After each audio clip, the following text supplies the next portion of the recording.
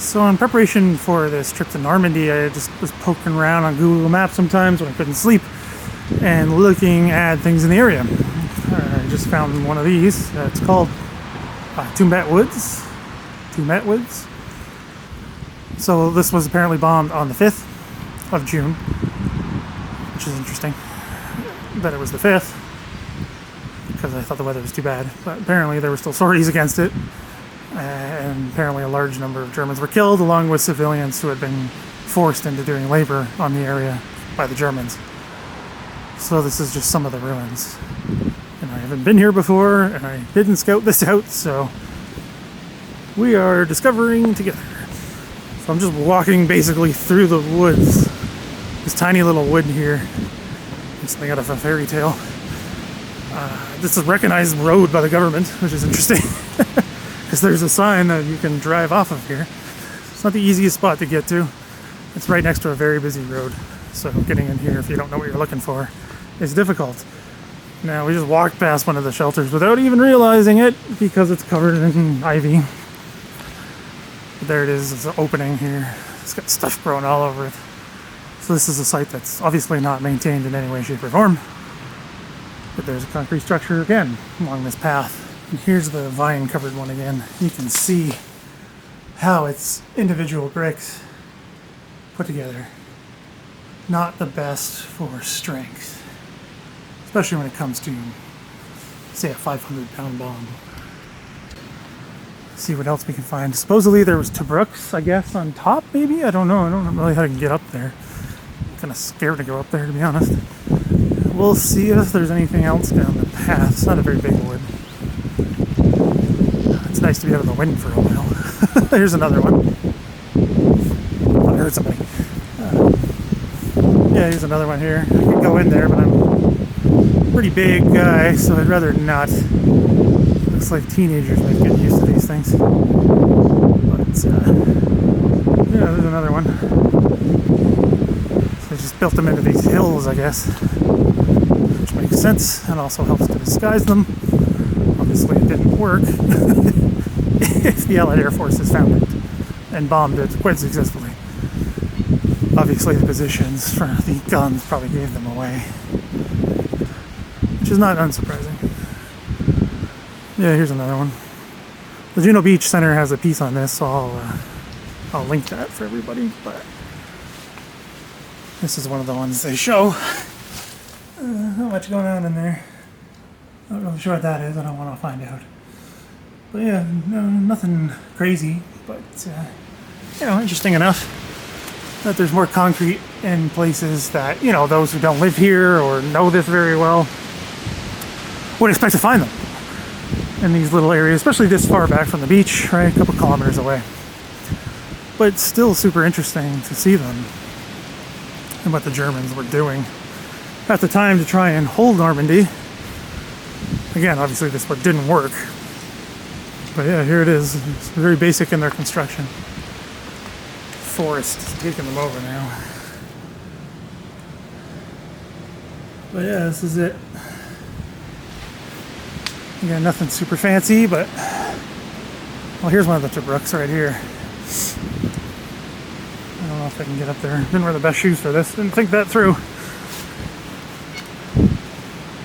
Got a log and stuff on there, so I'll be avoiding that. But yeah, looks like that's one of the Tobruks defended by one of the guns,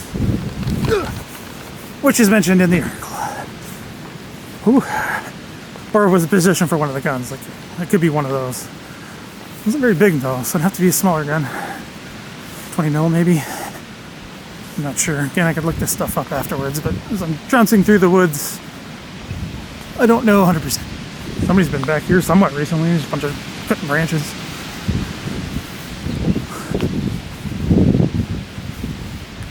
Here's another one. Yeah, I'm thinking these are probably the emplacements. I don't know if there's a map of this place from some point. I imagine there would be some record somewhere. RAF or U.S. Army Air Forces. Didn't say who did the bombing. So it could be 8th Air Force. Whatever. So you can see how it's made, which I think is interesting, and lots of people interested in this. Right. It's blocks put together.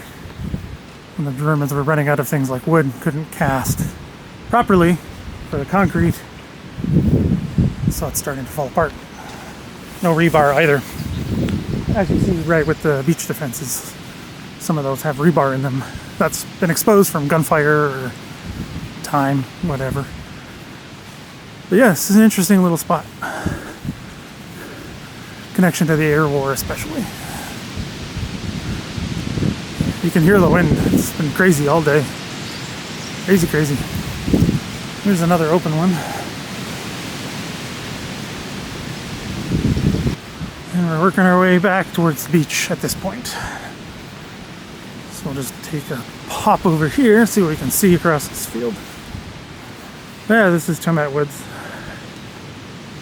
Interesting spot. Be a cool one to come and check out if you got into the concrete stuff, the Air Force stuff. I've never heard of this place until I started researching this trip.